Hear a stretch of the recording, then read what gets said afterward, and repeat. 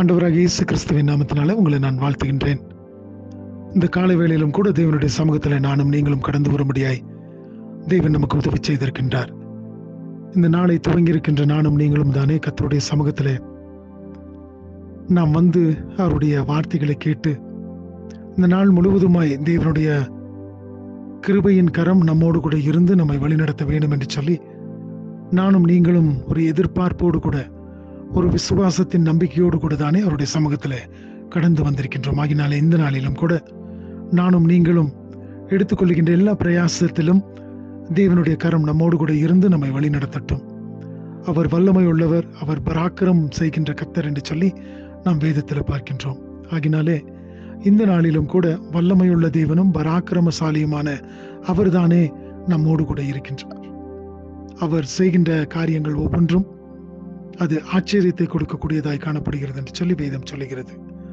அவர்தாமே நம்மை எல்லா விதத்திலும் நம்மை வழிநடத்தி அவர் நமக்கு வேண்டிய எல்லா கிருபைகளையும் தருவாராக. இந்த நாளிலும் கூட தானியேல் தீர்க்கதரிசியின் புஸ்தகம் 6வது அதிகாரம் 28வது வசனத்தின் கடைசி பகுதி.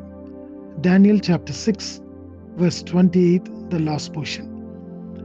தானியேலின் காரியம் ஜெயமாய் இருந்தது. இந்த இடத்துல நாம் பார்க்கும் பொழுது இதற்கு முன்பதான அதிகாரங்களிலே நாம் பார்ப்போம் என்று சொன்னால் அநேக காரியங்கள் தானியேலுக்கு எதிராக வந்ததாக காணப்பட்டது. சில காரியங்களிலே தானியேல் கர்த்தருடைய நாமத்தினாலே அவைகளை வென்றவராக காணப்பட்டார். அவைகளிலிருந்து வெளியே வரும்படியாக தானியேலுக்கு கிருபை அளிக்கப்பட்டது. ஆனால் சில காரியங்களிலே தானியேல் அந்த சூழ்நிலைகளுக்குள்ளாக கடந்து செல்ல வேண்டியதாய் காணப்பட்டது.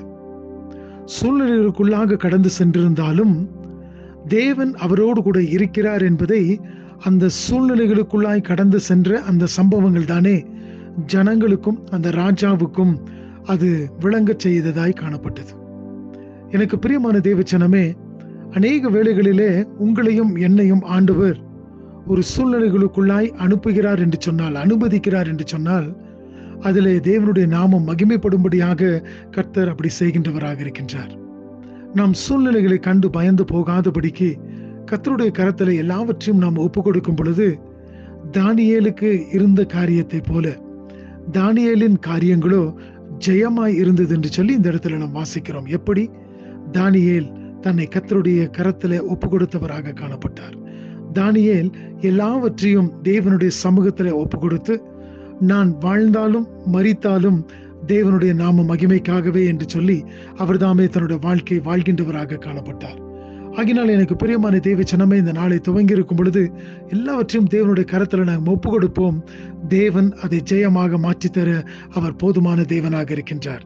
எல்லா விதமான நிலைமைகள் நமக்கு எதிராக வருவதை போல காணப்படலாம், தேவன் அனுமதிப்பதை போல காணப்படலாம். ஆனால் அவைகளின் மத்தியிலே தேவனுடைய நாமத்தை மகிமைப்படுத்தும்படியாய் அவைகளிலிருந்து நம்மை வெளியிலே கொண்டு வர தேவன் போதுமான தேவனாக இருக்கின்றார். இந்த நாளிலும் கூட தேவனுடைய கரத்தில் நம்மை ஒப்பு கொடுப்போம். நம்முடைய காரியங்கள் எல்லாம் ஜெயமாக்குவார், ஜெயமாக முடிய செய்வார். தேவனுடைய நாமம் தானே மகிமைப்படுவதாக. ஆமென்.